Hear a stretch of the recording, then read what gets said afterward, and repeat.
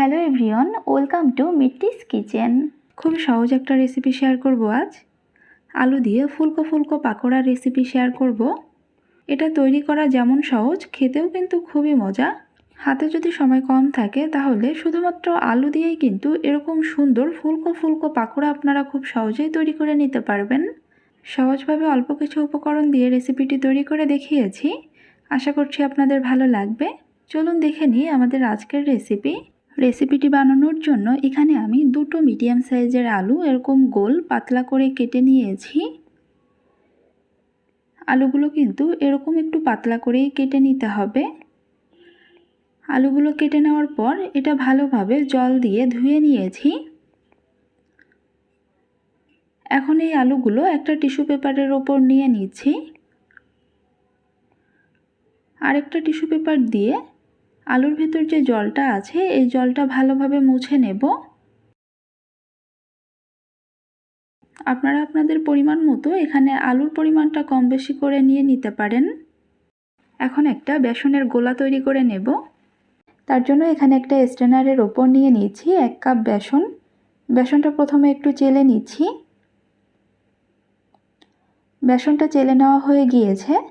আর এই যে বাড়তি ময়লাটুকু আছে এটা ফেলে দিচ্ছি। এবার এর ভেতর দিয়ে দিচ্ছি হাফ চা চামচ লবণ, দিচ্ছি হাফ চা চামচ হলুদের গুঁড়া,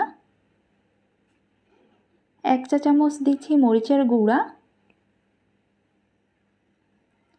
1/4 চা চামচ আদা রসুন বাটা।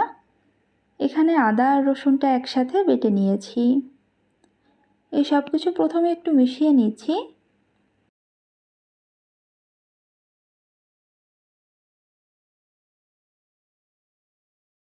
এখন পরিমাণ মতো জল দিয়ে ব্যাটারটা তৈরি করে নেব। এখানে অল্প অল্প করে জল দিয়ে দিচ্ছি, প্রয়োজন হলে পরে আবার দিয়ে নেব। এটা কিন্তু একটু সময় নিয়ে খুব ভালোভাবে ফেটিয়ে নিতে হবে।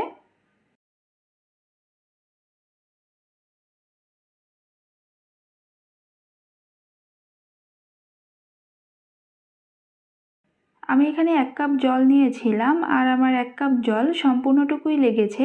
আপনাদের কম বেশি লাগতে পারে। একটা চামচ দিয়ে দেখিয়ে দিচ্ছি। বেসনের গোলাটা কিন্তু চামচের গায়ে খুব সুন্দরভাবে লেগে আছে।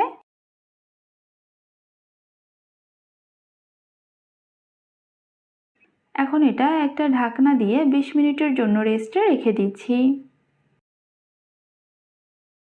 এখন বেসনের ব্যাটারটা আবারও একবার মিক্স করে নেব। আর এবার এর ভেতর দিয়ে দিচ্ছি 1 চা চামচ বেকিং পাউডার, দিচ্ছি 1/4 চা চামচ বেকিং সোডা, 2 চা চামচ গরম তেল দিয়ে দিচ্ছি। এই উপকরণগুলো ভাজার আগ মুহূর্তে দিয়ে দেবেন।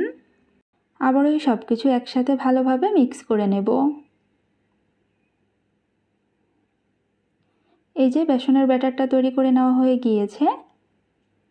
এদিকে একটা প্যানের ভেতর বেশ কিছুটা পরিমাণ তেল গরম করে নিয়েছি। এখন এক টুকরো করে আলু নিয়ে এই বেসনের ব্যাটারের ভিতর ভালোভাবে কোট করে নেব।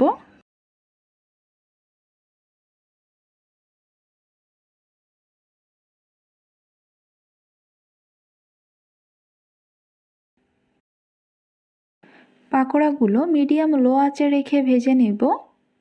একটা পাশ ভাজা হয়ে গেলে এটা উল্টিয়ে দিচ্ছি। এভাবে করে উল্টে পাল্টে দুটো পাশ সুন্দর একটা লালচে কালার করে ভেজে নেব। পাকোড়াগুলো ভাজার সময় চুলার আঁচটা মিডিয়াম লোতে রাখতে হবে। আর এই যে দেখতে পাচ্ছেন খুব সুন্দর একটা কালারও চলে এসেছে। এখন এটা তেল ঝরিয়ে উঠিয়ে নিচ্ছি।